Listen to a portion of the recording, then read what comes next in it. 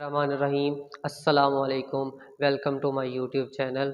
आज हम present perfect tense पढ़ेंगे। प्रेजेंट का मतलब है मौजूदा ज़माना, परफेक्ट का मानी है मुकम्मल। तो अगर मौजूदा ज़माने में काम के मुकम्मल होने के बारे में बताया जाए तो वो प्रेजेंट परफेक्ट टेंस कहलाता है। इसकी निशानी ये है कि फ़िक्रा जो आपको ट्रांसलेट करने के लिए दिया जाएगा उसके आखिर में चुका है, चुकी है, चुके हैं, गया है, गई है, गए हैं या लिया है वगैरह आता है।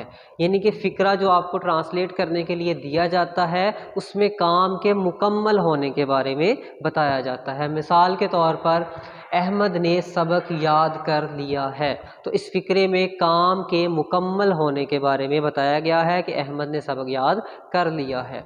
दूसरा फ़िक्रा है मेहमान घर पहुंच चुके हैं, तो इस फ़िक्रे में भी काम के कंप्लीट होने के बारे में, मुकम्मल होने के बारे में बताया गया है। उसके बाद है कि वो कराची चला गया है, तो इस फ़िक्रे में भी काम के मुकम्मल होने के बारे में बताया जाता है। तो अगर मौजूदा ज़माने में काम के मुकम्मल होने के बारे में बताया जाए तो वो फ़िक्रा प्रेजेंट परफेक्ट टेंस का फ़िक्रा होता है। अब हम देखेंगे कि अगर हमें उर्दू में एक फ़िक्रा दिया गया है तो उसकी ट्रांसलेशन कैसे करेंगे, उसकी ट्रांसलेशन का तरीका क्या है। तो हमें तीन तरह के फ़िक्रात दिए जा सकते हैं। मुस्बत फ़िक्रात होंगे, मनफी फ़िक्रात होंगे या सवालिया फ़िक्रात होंगे।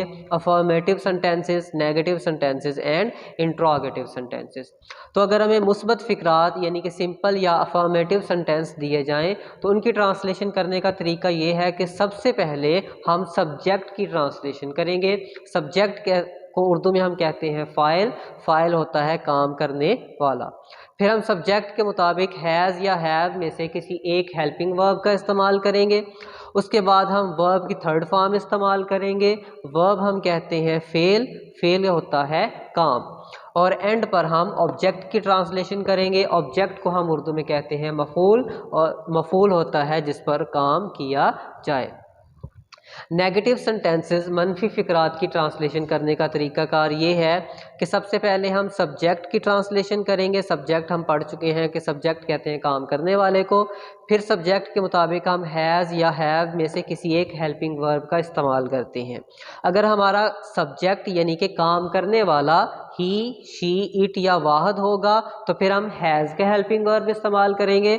अगर हमारा सब्जेक्ट यानी कि काम करने वाला वो आई, हुई, यू, दे या जमा होगा तो फिर हम हैव का इस्तेमाल करेंगे। तो नेगेटिव सेंटेंसेस की ट्रांसलेशन का तरीका ये है कि सबसे पहले हम सब्जेक्ट यानी कि काम करने वाले की ट्रांसलेशन करेंगे। उसके बाद हैज़ या हैव में से किसी एक हेल्पिंग वर्ब का इस्तेमाल करेंगे। उसके बाद हम नॉट लगाएंगे। फिर हम वर्ब की थर्ड फॉर्म की ट्रांसलेशन करेंगे और एंड पर हम ऑब्जेक्ट की ट्रांसलेशन करेंगे। सवालिया फ़िक्रात या इंट्रोगेटिव सेंटेंसेस की ट्रांसलेशन का तरीकाकार ये है कि शुरू पे हम हेल्पिंग वर्ब इस्तेमाल करते हैं हैज़ या हैव। अब फ़िक्रा हैज़ से स्टार्ट होना है या हैव से स्टार्ट होना है, ये हमें सब्जेक्ट यानी कि काम करने वाले से पता चलता है। वो हम ऊपर पढ़ चुके हैं कि अगर हमारा काम करने वाला ही, शी, इट या वाहद होगा तो हम हैज़ इस्तेमाल करेंगे, तो फ़िक्रा हैज़ से स्टार्ट होगा।